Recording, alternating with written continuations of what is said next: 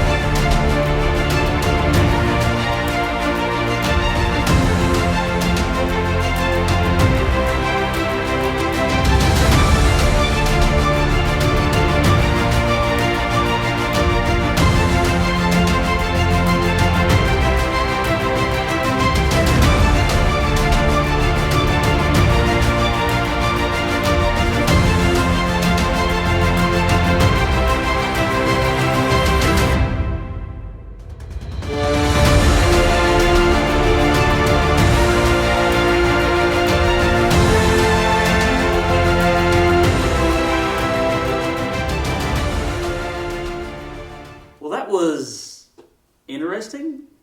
But there's more to it than just physical strength, right? There's mental strength, there's emotional strength, and really spiritual strength is something that I think that we want to focus on. Sometimes we are asked to do things that seem particularly daunting, things that might sound like they're impossible to us. I bet some of you that are watching right now are thinking, boy, if I have to sit here at home one more day, if I have to work from home for one more day, I just don't know if I can take it. And the idea of it being weeks that might take place, that's really just something that some of you may be struggling with, and that may sound impossible to you. Jackson, have you ever been asked to do something that you thought was impossible? For sure. When I was in middle school, Mom and Dad would ask me to do chores, and I thought that was impossible. I'm sure some of the parents are definitely making their kids do the impossible right now. But one thing that I really remember growing up thinking was impossible was a Rubik's Cube. Didn't want to try it because I thought it was impossible. But my grandfather learned how to do it. And then my mom learned how to do it. And I was like, surely if two people that I know can solve the Rubik's Cube, I can learn how to do it. And so I started to learn. Mom taught me a couple things, some algorithms, some secrets, and I was able to apply those and practice them. And I got pretty good at trying to solve the Rubik's Cube. I was in the 6th grade at the time, and I was actually able to learn how to solve the Rubik's Cube. I've almost got this one done. Sometimes I put it behind my back and just show off and make it even more impossible. But then, so I was able to learn it, and I thought that was really cool. But even my sister, who was younger than me, was able to do it. So things that seem impossible, once you learn the secret and once you share that secret, you've made something impossible a little bit easier. Yeah, and so this idea got us to thinking, is there maybe a secret or a way to do things that are mentally or spiritually challenging to us? And really, we think that the answer to that is found in the book of Joshua. And if you want to open your Bibles to Joshua chapter 1, we're going to read a few verses from there. In the book of Joshua, the torch is being passed, so to speak, from Moses to Joshua as the leader of the nation of Israel. And this is the first message that God gives to Joshua here in Joshua chapter 1, starting with verse 1. After the death of Moses, the servant of the Lord said to Joshua the son of Nun, Moses' assistant, Moses, my servant, is dead. Now therefore arise, go over this Jordan, you and all this people, into the land that I am giving to them, to the people of Israel. Every place that the sole of your foot will tread upon, I have given to you, just as I promised to Moses. From the wilderness and this Lebanon, as far as the great river, the river Euphrates, all the land of the Hittites to the great sea, toward the going down of the sun, shall be your territory. No man shall be able to stand before you all the days of your life. Just as I was with Moses, so I will be with you. I will not leave you or forsake you.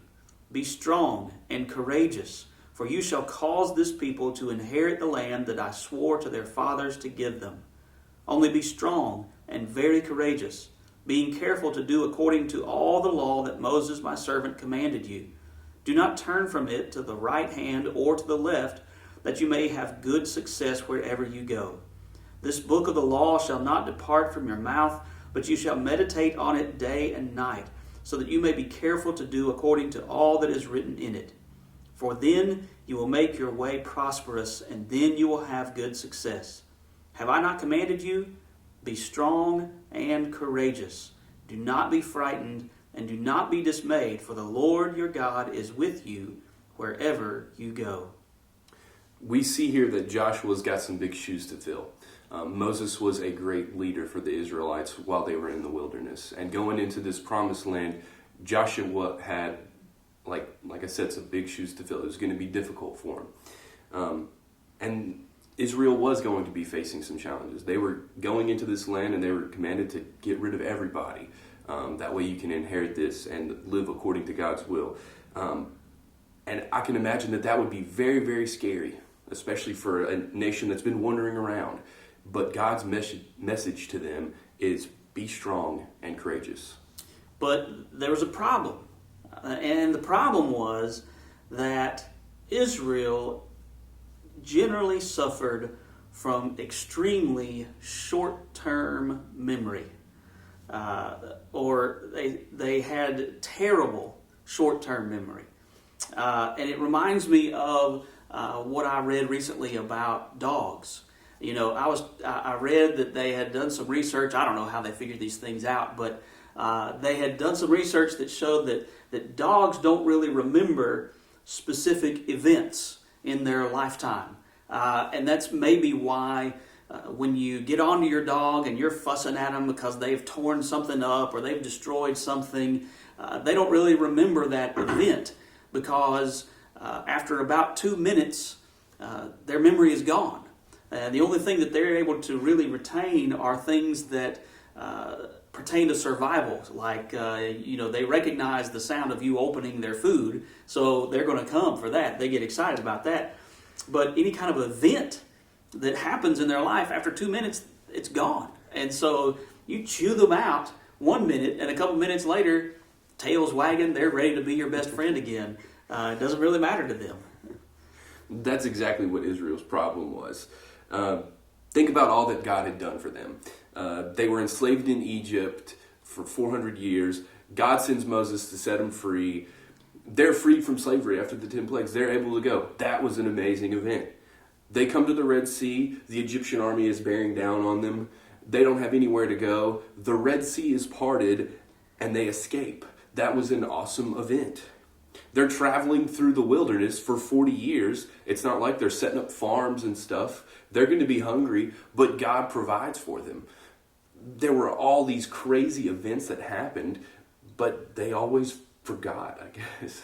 Yeah, and it makes you wonder, how could anyone see all of these things that God did for them and still not trust God?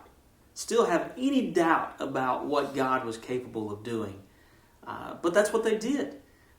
Israel's poor memory is really the reason they had just spent 40 years wandering in the wilderness, because they had gotten to the promised land the first time, saw the opposition, saw these other nations, and refused to go in. They didn't obey God, and ultimately It's because they were afraid.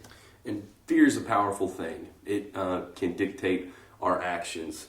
And that in itself is scary because fear is something that influences, especially right now. Right. But in Joshua 1, God tells the people to be strong and courageous. And we can trust God that we need to be strong and courageous because of all these things. Notice how about remembering all that God had done for them in the past, that they were able to be strong and courageous. That's the key, is remembering. You can't forget. Right, and I think that's the message we really want to share with you tonight. And that is that the courage to be faithful to God in the present is fueled by remembering what God has done for you in the past. And I'm going to repeat that just to make sure that we hear it. The courage to be faithful to God in the present is fueled by remembering what God has done for you in the past. If you ever find yourself wondering, as Israel did, how is God ever going to get me through this? How is God going to help me overcome this? That just seems impossible. Well, take the time to remember all the ways God has provided for you in the past. As a way of encouraging everyone right now, what we're going to ask you to do is leave a comment about something good that God has done for you. And over the next couple of days, come back to this video and look at the good things that God has done for people. And it could be something that happened 3 years ago. It could be something that happened yesterday afternoon. But don't forget the good that God has done. And it's encouraging to see how God has worked in other people's lives for good. Yeah, and we hope that by sharing with each other the ways in which God has provided, this will provide some much needed encouragement as we are going through some very challenging times. So we hope that this video has been helpful to you. We hope it's been a good reminder for you. And we hope that you'll come back and check the comments and see the different things that people have said about what God has done for them in their lives and find some encouragement in that. Hope you have a great evening, and we look forward to seeing you all again soon. Bye-bye.